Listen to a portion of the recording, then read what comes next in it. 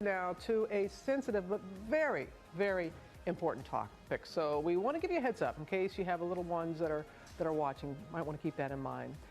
Zeke Thomas is a DJ. He's a music producer, and he is the son of basketball great Isiah Thomas. He is choosing to go public with some very private information about himself in hopes that his story will help others. My name is Zeke Thomas, and I am a survivor. This morning, 28-year-old DJ and music producer Zeke Thomas is appearing in this new PSA for Sexual Assault Awareness Month. The path isn't always a straight line, and you don't need to go it alone. And sharing something deeply personal publicly for the very first time. How is it for a young man to have to stand up and say, you know what, I was raped? Being gay, being African American, it's definitely something that I never imagined would happen to me. When was the first time you were a victim? The first time that I was a victim was when I was 12 years old, and then it happened again last February. When it happened again, I was terrified. I really felt that my manhood had been taken from me. You did not press charges. In pressing charges, the first thing that came through my mind was being labeled a victim, being put on the public record, the public stage. I wasn't ready. I just wasn't ready.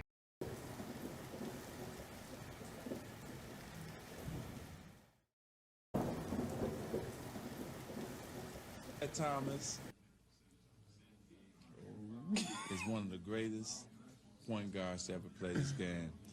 Not because he's just one of my best friends, but because he is. He shakes, bakes, hips the do, put it in the hoop, shoot the jumper, plays defense. And he's my baby. Your turn. I learned it all from him.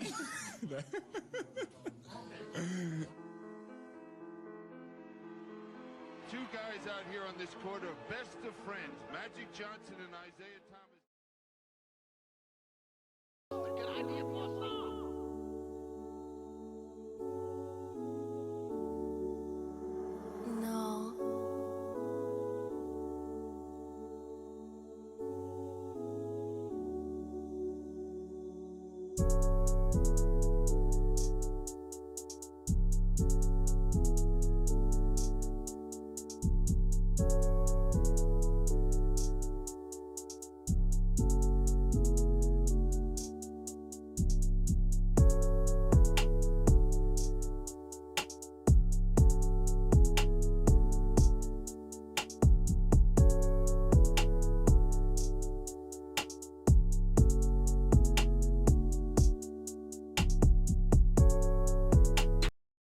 Very important topic. So we want to give you a heads up in case you have little ones that are watching. Might want to keep that in mind. Zeke Thomas is a DJ. He's a music producer, and he is the son of basketball great Isiah Thomas. He is choosing to go public with some very private information about himself in hopes that his story will help others.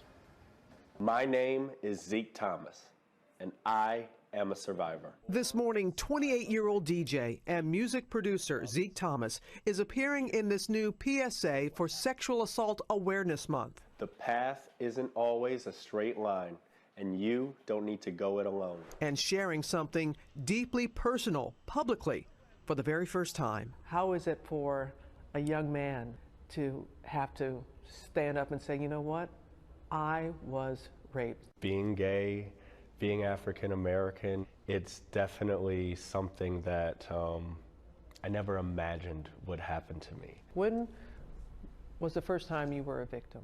The first time.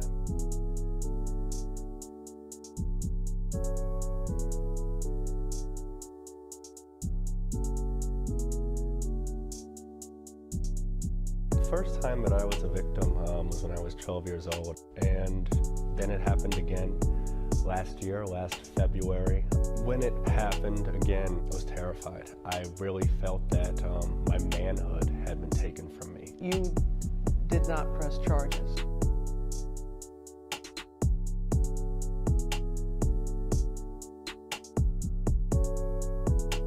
In pressing charges, the first thing that came through my mind was being labeled a victim, being put on the public record, the public stage. I wasn't ready.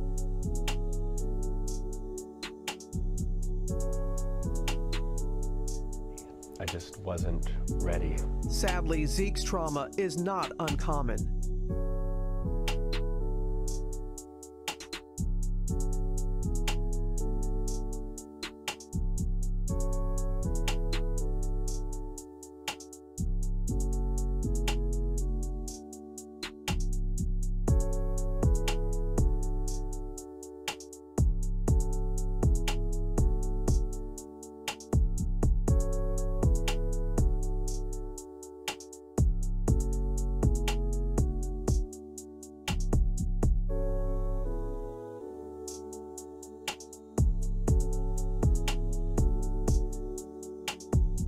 What's up, EJ?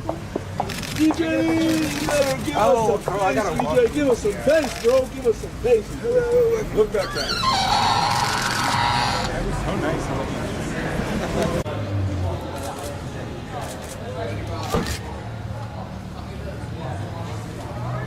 He's so flamboyant. Oh, come on! I see him right here. 859. My bad.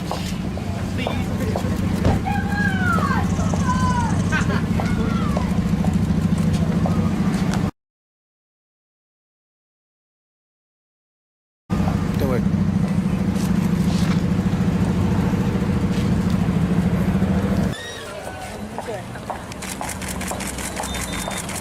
Come on! I see him. It's right here. 859.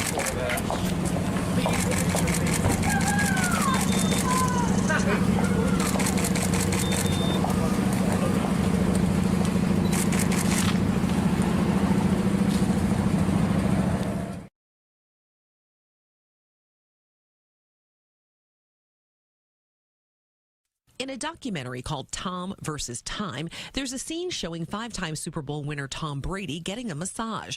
Then his 11-year-old son comes in the room and asks him if he can check his fantasy football standings. I was wondering if I could check my fantasy team. What do I get? You know, Jack, everything comes at a cost, bud. That was like a peck. The second kiss shared by father and son prompted tweets from viewers using words like very disturbing and uncomfortably long. So we asked New Yorkers what they thought. I'm a little uncomfortable with that. I think at a certain age, it's like, okay, you can kiss him on the cheek, you can give him a hug, you know, but not in the mouth and not for that long. Too long, like romantic long. He's laying there naked getting a massage, too. So that makes it weird? Yeah. I kiss myself. We'll also need to film you in a lewd act with a minor to use as blackmail if you ever think of telling anyone about anything that happened here today. Now, could I self-tape that, or is that something that you'd want me to shoot here? We'd like you to do that here. You see, the ritual, the homosexual ritual is designed so that they can bind you to them forever. Are you following? Forever. So, are you following me?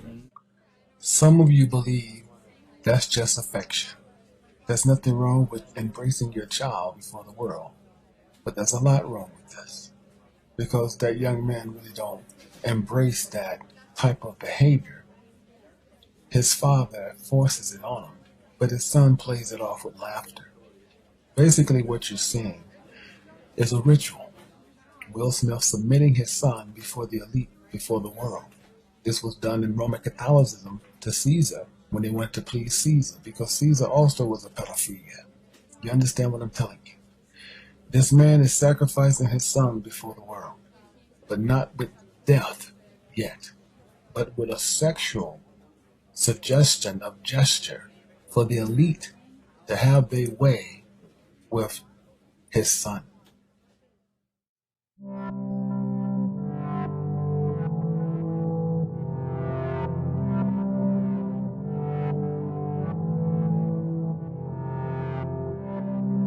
The young daughter of boxer Mike Tyson has died one day after she was injured in a treadmill accident at her home in Phoenix. Police there say Exodus Tyson was pronounced dead just before noon. The 4-year-old was found unconscious on the treadmill with her head in the loop of a cord that was apparently hanging underneath the console. Investigators say it appears to be an accident. The Tyson family released a statement simply asking for privacy.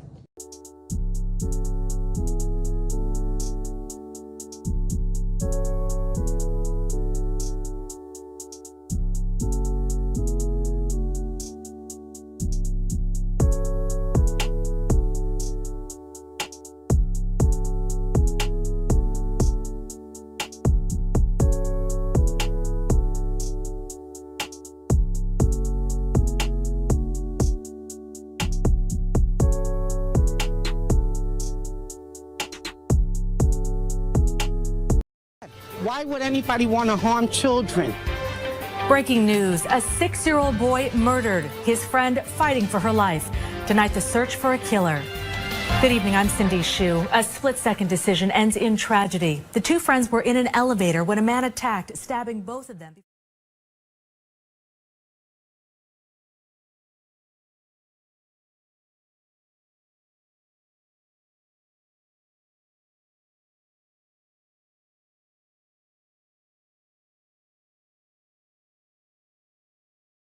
A man attacked, stabbing both of them before running off. CBS 2's Jessica Schneider is live in East New York with the breaking news. Jessica?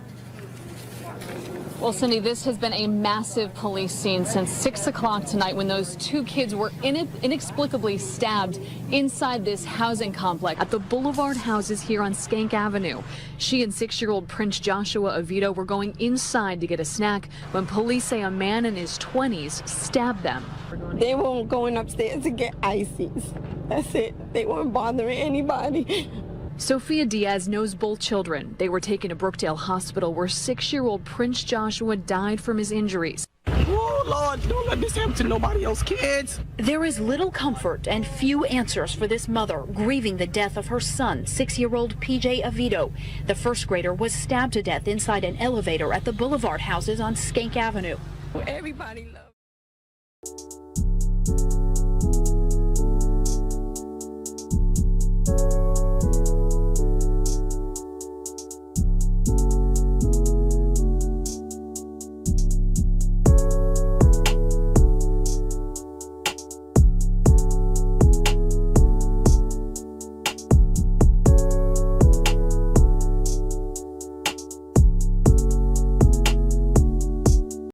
Now, this boy happens to be the cousin of Chicago Bulls power forward Taj Gibson. And in an emotional post on Twitter, Gibson wrote, "They killed my little Superman. R.I.P. PJ, only 2 more weeks until your 7th birthday. Tears forever." PJ and his best friend, 7-year-old Michaela Capers, were playing outside Sunday night, went upstairs to get a snack, but were met by a man who police say cornered them in the tiny elevator and stabbed each child repeatedly. PJ stumbled off at the 4th floor. Combined, the officers who shot the suspect have nearly 40 years of experience. HPD's Internal Affairs and Homicide divisions are investigating along with the Harris County District Attorney's Office. We're live near downtown tonight. I'm Sally McDonald, Fox 26 News. Because 4 represent ritual, indeed, with the elites letting them know the hit has been done. Do y'all understand what's going on here? PJ stumbled off at the 4th floor. Hundreds gathered at the boy's funeral on Friday morning, including Mayor de Blasio, other elected officials, and the head coach of the Chicago Bulls, seen here on the left. PJ's cousin is Bulls forward Taj Gibson.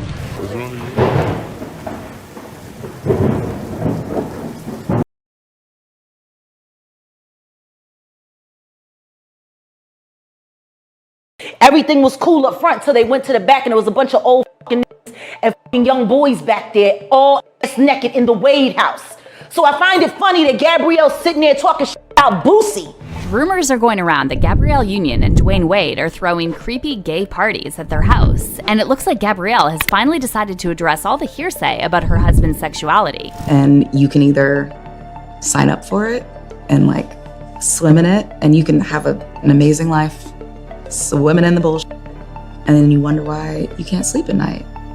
Speculation about Dwayne Wade being on the DL is nothing new. However, several industry insiders recently made some shocking allegations against Dwayne, claiming that he and Gabrielle organized depraved parties at their house where older Hollywood men are entertained by young boys. Well, Gabrielle is now finally setting the record straight on all these crazy rumors. So let's get into it. I choose to center my peace and my self-worth now. Dwayne Wade and Gabrielle Union are once again making headlines for all the wrong reasons after rumors surfaced that these two are throwing wild parties for closeted Hollywood men. For years, Dwayne's sexuality has been a hot topic on the internet, with fans speculating that Dwayne's either gay or bi. And these speculations didn't just come out of nowhere. Several people who used to work closely with Dwayne have dropped hints that Dwayne's not the wholesome family man he appears to be in public. Back in 2010, Dwayne's former business partner, Richard Von Hootman, claimed that Dwayne used to host secret substance-fueled parties while he was still married to his first wife. According to Richard, Dwayne had a 4-bedroom place on the first floor of a high-rise, and he recalled one incident when the cleaning crew called him to complain about the trashed apartment. "I went down there, and what I saw was disgusting," Richard said. "The apartment was trashed, filthy, and it wasn't the first time."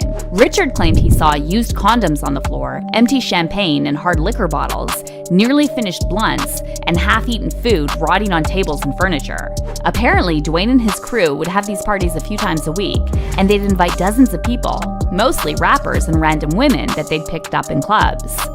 The parties reportedly continued after Dwayne divorced his wife and started dating Gabrielle, and Richard said Gabrielle would often join in on the fun. Now, Richard didn't mention anything about Dwayne hooking up with other men at these parties. However, considering all the allegations that came from other industry insiders, that's definitely something to think about. What's also crazy is that Dwayne's ex-wife claimed during their divorce that Dwayne infected her with an STD around 2007, right around the time Richard claimed Dwayne started throwing his secret parties. And though Dwayne later tried to sue his ex-wife for defamation of character, the allegations surrounding his sexuality never really went away. And it didn't help that Dwayne himself unknowingly added fuel to these rumors when he admitted that he used to enjoy wearing his sister's clothes and heels. In a recently resurfaced interview, Dwayne talked about supporting his daughter, Zaya, when she came out as transgender. And here's what he said about wearing women's clothing when he was younger. When it hit my doorstep at 3 years old, like I said, when me and my wife looked at each other, right? And the reason we looked at each other is because of this, as kids, I used to put on heels. I used to do all those things. I try to put on whatever my sisters wear. When all my sisters did, I try to do those things. So at first I said to myself, oh no, I did that. So I ain't just doing the things that I did. And then it kept going further and further. And then me and my wife had to look at each other and say, well, what if? And at that moment, everything that I was taught went out the window because now I'm a parent. And my sole job and my sole responsibility is to make sure that this kid grow up knowing that it's supported and is loved. Now, speaking of Zaya, there's been a lot of controversy surrounding Dwayne and Gabrielle's parenting choices, and Dwayne's ex-wife and Zaya's mother, Savon, claimed that Dwayne and Gabrielle encouraged Zaya to change gender so they could profit from her transition. And the reason why Savon was so upset by Zaya's transition was because Dwayne and Gabrielle kept talking on Zaya's behalf, and it seemed like they were really milking Zaya's gender identity for attention. Zaya, formerly known as Zion, was assigned male at birth. However, Dwayne claimed in an interview that Zaya knew her gender identity was different when she was just 3 years old. She was the one who sat down with us as a family and said, hey, I don't think I'm gay, right? I identify myself as a young lady, but she's known that for 9 years. She's known since she was 3. She's known since she was 3 years old. Another thing that stirred up controversy is that Dwayne and Gabrielle filed a request to legally change Zaya's name and gender before Zaya turned 18. Zaya's mom, Savon, tried to block this request, and she filed documents claiming that the custody agreement she made with Dwayne states that Dwayne is obligated to discuss with her and obtain her input in the major decisions affecting their children. However, Savon didn't succeed in blocking Zaya's name and gender change, and in February 2013, the court granted Dwayne and Gabrielle's request to change 15-year-old Zaya's legal identity. Dwayne later fired back at Savon on Instagram and accused her of centering herself and her needs without regard to her children. However, this message didn't land well with fans, and they said Dwayne and Gabrielle are the ones centering themselves in any conversation. Meanwhile, rumors about Dwayne and Gabrielle's unconventional marriage and their alleged secret gay parties gained more traction on social media after Jaguar Wright claimed that a lot of the so-called Hollywood power couples, like the Wades and the Smiths, are engaging in some wild and possibly illegal activities in the privacy of their home. Jaguar claimed that Will and Jada used to throw wild parties with young men at their house. However, ever since the whole entanglement situation blew up, the parties moved to the Wade household. All of this was going on, like all of these motherfuckers be doing all of this wild. They ain't doing as much, I guess, now because they getting older. I guess it just moved over to the Wade house. Jaguar clarified that she wasn't saying all this just because Dwayne and Gabrielle supported Zaya's transition, and she claimed that one famous artist told her he personally witnessed some depraved stuff going on at one of Dwayne and Gabrielle's house parties. I'm not saying that because of their trans daughter. I'm saying that because of the artist that I just spoke to not that long ago that got invited to a party at their house. Everything was cool up front till they went to the back and there was a bunch of old and young boys back there, all naked in the Wade house. Jaguar also slammed Gabrielle for throwing shade at rapper Boosie, and she said it looks like Gabrielle is projecting her own issues and doubts on everyone else. I find it funny that Gabrielle's sitting there talking about Boosie. Maybe you suspicious of him because of the that's happening in your house. Get out of here. These be talking greasy on all kinds of shit. But I don't like when these so-called black Hollywood couples want to come in and then they want to sit there and play gatekeeper. Meanwhile, they're abusing and misusing all kinds of young people. And guess what? Don't nobody want to admit that they a victim. So they pretend to be friends. By the way, Boosie previously called out Dwayne and Gabrielle for letting Zaya change her name and gender before she turned 18. And that's when Gabrielle fired back at Boosie, suggesting that he's the one who's struggling with his sexuality. Very much almost so. Like thou dost protest too much, little Booze. I'm gonna look. You got a lot on your mind. But then Boosie clapped back at Gabrielle on Twitter, writing, LOL, the whole world know I love women, and the whole world know your husband loved D. Hope you don't think blacks look at y'all like a power couple. They don't. Boosie also claimed that he didn't want to expose Dwayne. However, Gabrielle started the drama, so he had to set the record straight. I had refused to talk about y'all in interviews, and here you go. Go bang him with that though, and wait on a script, you little white girl. Now, fans were initially divided on this, and while some accused Boosie of doing too much, others claimed that Boosie just said what the whole industry already knows. However, Boosie didn't stop there, and during his recent appearance on Vlad TV, he accused Gabrielle of being a hypocrite because she tried to use being gay as an insult. So for her to say that, it makes her a hypocrite also. Yeah. You don't want nobody to talk about nothing that goes on with those situations, but you're saying somebody has on their mind. So if you do got on your mind, you feel some type of way about that. Baby, you a hypocrite, babe. Oh, so she's gay bashing you, basically. That's you gay bashing me. Are you gay bashing? You're a hypocrite. And it didn't take long before rumors about Dwayne and Gabrielle's wild gay parties resurfaced again, with fans saying there's definitely something that's making Gabrielle act defensive every time anyone says something about her marriage. But how did Gabrielle respond to these rumors? Well, during her recent appearance on the Bloomberg Originals series, Idea Generation, Gabrielle was asked how she deals with all these crazy speculations about her and Dwayne, and she said it doesn't bother her at all because she only takes criticism from people she respects. How do I process criticism? It depends on the person I'm getting the criticism from. If you are someone that I respect, that I know you are looking out for my best interest, I take it for exactly what it is, and I try to see what you see. If you're somebody who, you know, you think criticizing is the same as insulting, I don't call that criticism. I don't even receive it. I'm not open to that. However, fans are saying it feels like Gabrielle is putting on a brave face and trying too hard to convince everyone she's unbothered. As for the rumored gay parties going down at the Wade household, it looks like a lot of people are convinced these aren't just rumors, and some fans are even saying that it's probably Gabrielle who's the main party planner. One fan said Dwayne is the wife, while Gabrielle is the husband and the brain of the family, in which she masterminds those secret parties. And another fan added, Dwayne is sweeter than grandma's coffee on Easter Sunday. 95% of these celebrities, athletes, and entertainers are not who they portray themselves to be when in front of the camera. The truth is more stranger than fiction. But how do you feel about all these rumors surrounding Dwayne and Gabrielle? Do you think there's something really creepy going on at the Wade household?